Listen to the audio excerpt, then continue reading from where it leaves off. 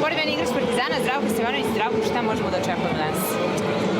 Danas, Dijana, za sve ove navijače i za tebe ovde, ako ostaneš do kraja, pokazujem dupe.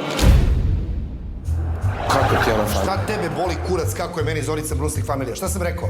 Šta da mene boli kurac? Ne, šta sam malo pre rekao? Nema kašnje? Tako je, nema kašnjenja. To zapamti, Zoricu Brunslik ostaje meni. Dobro, nema ga, brate. Alo. Zašto na vašem grbu imate crvenu zvezdu? Ne. Pa zato što nas volite.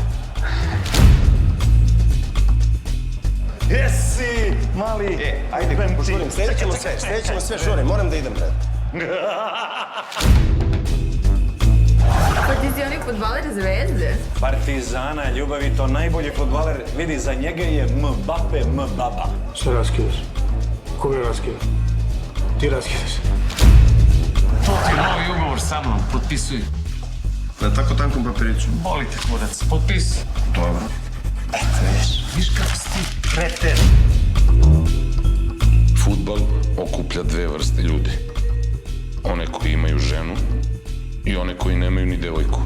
Koja si ti grupa? Scusi? Šta? Ćao. Reci, definitivno je kraj. Definitivno je kraj, bra. Ali reci glasnije definitivno. Definitivno je kraj. To, brate. Žena ti je kurva, brate.